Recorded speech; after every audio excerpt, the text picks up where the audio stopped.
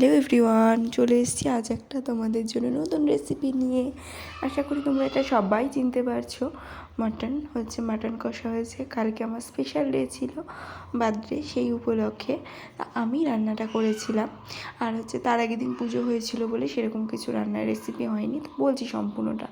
তো তারপরে দিয়েছিলাম এখানে জল আর মাটন, আর এদিকে নুন, হলুদ আর গরম মশলা দিয়েছিলাম।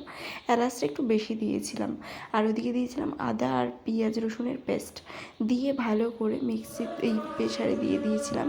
দিয়ে 8-10টা করে নিয়েছিলাম, সিটি মেরে নিয়েছিলাম। পেঁয়াজ, আদা, রসুন, জিরে, গরম মশলা আর শুকনো লঙ্কা আর তেজপাতা, এই সমস্ত কিছু নিয়ে সমস্ত কিছু পেস্ট করে নিয়েছি। পেস্ট করে নেওয়ার পরে তারপরে দেবো এবার ভালো করে আগে সবটা পেস্ট করে নেবে। আর তার মধ্যে আমার একটু জিরের পরিমাণটা কম ছিল, জিরেটা আমি একটু পরিমাণ মতন দিয়ে দিয়েছিলাম। দিয়ে এবার পেস্ট করে নিয়েছি। তারপরে দিয়েছি কড়াইতে তেল দিয়ে বেশ ভালো করে বেশি করে কড়াইতে তেল দিয়ে আলুগুলোকে ফ্রাই করে নিয়েছি। পুরো লাল লাল করে ফ্রাই করে নেবে। তো তোমরা এইভাবে মাটন করলে সত্যি মাটনের টেস্ট পুরো অন্যরকম হয়। অনেকেই ভাবে যে কীভাবে করলে হয়, যারা নতুন নতুন রান্না করতে পারো না তারাও এইভাবে করে দেখো, অনেকটা ভালো লাগবে। তো তারপরে আমি আলুগুলোকে সম্পূর্ণ ভালোভাবে লাল লাল করে পরপর করে ভেজে নিয়েছি, উল্টে পাল্টে, দেখতেই পাচ্ছ। তারপরে ভাজা যেই হয়ে গেছে আলুগুলোকে সম্পূর্ণটা তুলে নিয়েছি। তুলে নেওয়ার পরে এইবারে প্রত্যেক কটা বেশি মাটনে বা মাংসেতে বেশি আলু দিলে টেস্ট চিকেন হোক মাটন হোক টেস্টটা নষ্ট হয়ে যায়। তো এই ব্যাপার। তারপরে দিয়ে দেবো পরিমাণ মতো দেবো কী বলে আরেকটু তেল দিয়ে দেবো। তেল দেওয়ার পরে এবার দেবো একটু তেলের পরিমাণটা বেশি দেবে। পেঁয়াজ দিয়ে দেবো। ফার্স্টে দেবো জিরে আর গরম মশলা আর ওদিকে কী বলে তেজপাতা, এই কটা জিনিস দিয়ে দেবো। দিয়ে ভালো করে এগুলোকে একটু ফ্রাই করে নেবো। আর শুকনো লঙ্কাটা যেহেতু দিয়ে আমি একটা ছিল না, তো তার জন্য দেওয়া হয়নি। তার মধ্যে পেঁয়াজ দিয়ে দিয়েছিলাম, শুকনো লঙ্কাটা স্কিপ করে গেলেও চলবে। আমি যদিও মাটন ম্যারিনেট করে নিই, কালকে ম্যারিনেট করে নিই, একটু অন্য প্রসেসে মাটনটা রান্না করেছি। টেস্টটা খুব সুন্দর হয়েছে মটনের। তারপরে দিয়েছিলাম, যেহেতু ওই যে সিদ্ধ করে রেখেছিলাম বললাম মটনটা, সেইটাকে পুরো ভালো করে ফ্রাই করে নেবো। ফ্রাই করে নেওয়ার পরে এবার একটু ফ্রাই বলতে কি ভাজা বলতে কি একটু ভালোভাবে করবে, তাহলে টেস্টটা পুরো অন্য টাইপের লাগবে, বেশ ভালো লাগে খেতে। তাই ম্যারিনেশনটা করলে বেশি টেস্ট লাগে।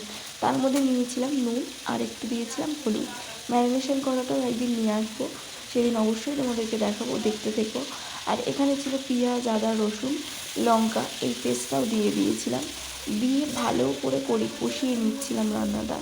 আর এদিকে কষানো হয়ে যাওয়ার পর তারপরে দিয়ে দিয়েছি ওই যে মশলাটা বেটে নিয়েছিলাম, সেই মশলাটা দিয়ে দিয়েছি।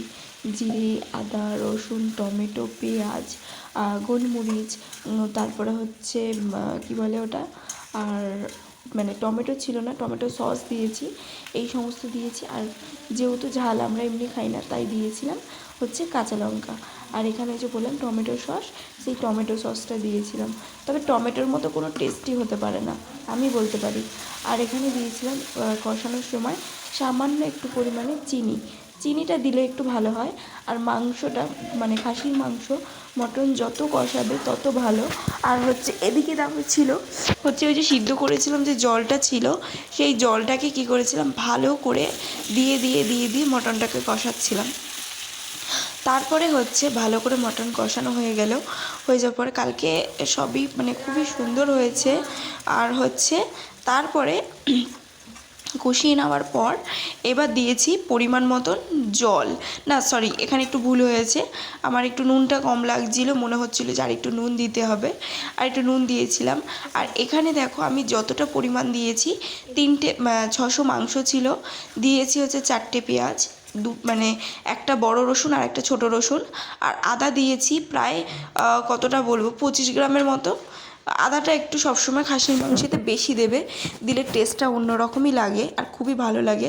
তারপরে যেহেতু কষানো ভালো করে হয়ে গেছিলো, যেহেতু প্রেসারে সিটি মেরে নিয়েছিলাম, তারপরে দিয়েছিলাম হচ্ছে জল। ইভেন একটু মানে মা বলেছিল যে মাটনটা এইভাবে করতে, কষা কষা খাই প্রত্যেকবারই, কালকে একটু ঝোল টাইপের করে গরম গরম ভাত দিয়ে খাওয়া হয়েছে, বেশ ভালো লাগছিলো। ঝোলও হয়নি, বেশ কষা কষাই হয়েছিল, কিন্তু খুব সুন্দর টেস্টফুল হয়েছিল। তো তোমরা একটু এইরকমভাবে করে দেখবে। আর অনেকেই ভাবো যে গোলমরিচ দিলে হয়তো টেস্ট চলে যাবে, একদমই না, গোলমরিচ দিলে কোনো টেস্ট যায় না। গোলমরিচ দিলে মানে রান্নার মানে টেস্টটা অন্যরকম হয়, বেশ ঝাল ঝাল থাকে, বেশ খুব সুন্দর টেস্ট লাগে। মটন ফটনে এইসবেতে না একটু গোলমরিচ দিলে বেশ টেস্টফুল হয়। তারপর আমি আলুটা একটু স্কিপ করে গেছিলাম, মানে ওটা ভিডিওর মাধ্যমে দেখাতে ভুলে গিয়েছিলাম। আলুটা দিয়ে দিয়েছিলাম, দেওয়ার পরে ভালো করে মানে ফুটিয়ে নিচ্ছিলাম, ঢাকাও দিয়ে দিয়েছিলাম। তো দিয়ে ভালো করে ফুটিয়ে নিচ্ছিলাম। তোমরা অনেকেই বলো যে দিদি তুমি রান্নার রেসিপিগুলো কেন শেয়ার করছো না? তো অবশ্যই শেয়ার করব। আমি দেখি আরেকটা নতুন চ্যানেল খুলব আমার রান্নাঘরের, তো তোমাদেরকে সেটা শেয়ার করব।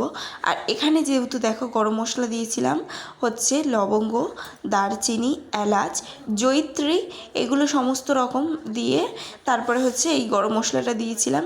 আর এখানে দেখো মাটন হয়নি, এখনও হচ্ছে, তো গ্যাসটা লো ফ্লেমে করা আছে।